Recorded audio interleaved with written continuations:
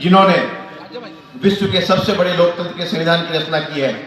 माननीय प्रधानमंत्री जी के नेतृत्व एवं मार्गदर्शन में डॉक्टर बाबा साहब अम्बेडकर की 125वीं जन्म जयंती पर प्रतिवर्ष 26 नवंबर को संविधान दिवस के आयोजन की शुरुआत आदर्श संविधान के रचनाकारों के प्रति समस्त भारतवासियों की विनम्र आदरांजलि है। संविधान सभा के अध्यक्ष एवं भारत के प्रथम राष्ट्रपति डॉक्टर राजेंद्र प्रसाद ने कहा था, संविधान निर्जीव वस्तु है, मनुष्य उसमें जान डालता है। इसलिए संविधान बन जाने के बाद आवश्यकता इस बात की है कि इसके संचालन के लिए सच्चे देश से निकले और निस्वार्थ भाव से देश हित और लोकहित के लिए काम में आए। वस्तुतः भारत के संविधान की प्राण शक्ति और प्राणवायु जनता में निहित है। संविधान की आत्मा कही जाने वाली प्रस्तावना इस बात का द्योतक है कि हम भारत के लोग ही इस महान लोकतंत्र और गणतंत्र के ध्वजवाहक हैं।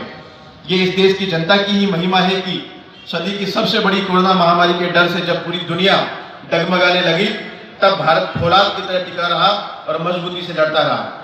यह इस देश की जनता का ही प्रताप है कि एक समय भारत को जादू टोने वाला देश बताकर हंसने वाली दुनिया आज उसकी प्रगति और प्रतिभा के आगे दांतों तले उंगली दबा रही है। देश के जन जन के हृदय में बसने वाले हमारे विजनरी प्रधानमंत्री जी ने कोरोना महामारी की संभावित चुनौती को प्रारंभ में ही भांप लिया था। 2 वर्ष पूर्व जब पूरे विश्व पर कोरोना संकट के चलते भय, आशंका और निराशा के बादल छाए हुए थे, तब उन्होंने भारत में ही वैक्सीन विकसित करने के लिए टास्क फोर्स गठित की थी।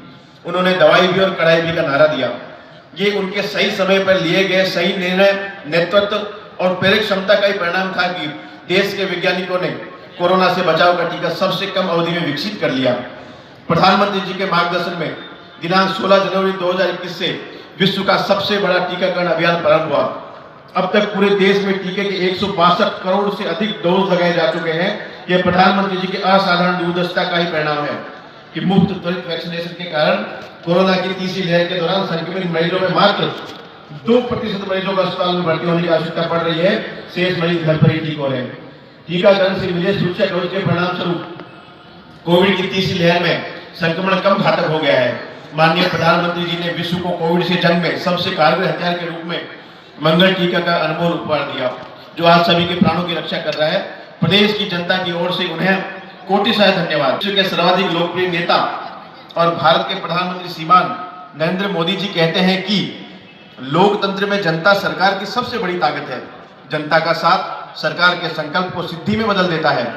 प्रधानमंत्री जी ने जनशक्ति को ही राष्ट्र शक्ति के रूप में देखा और इस सदी का सबसे बड़ा मंत्र दिया, सबका साथ, सबका विकास, सबका विश्वास, सबका प्रयास। ये मंत्र संविधान की मूल भावना का सबसे सशक्त प्रकटीकरण है।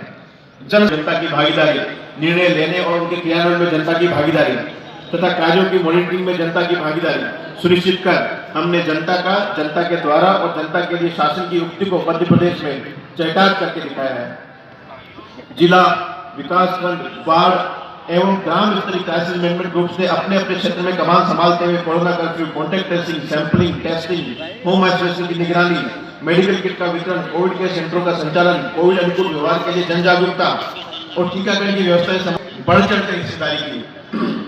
माननीय प्रधानमंत्री जी के मार्गदर्शन में सभी पात्र नागरिकों को मुफ्त वैक्सीन लगाने का ऐतिहासिक निर्णय लिया गया।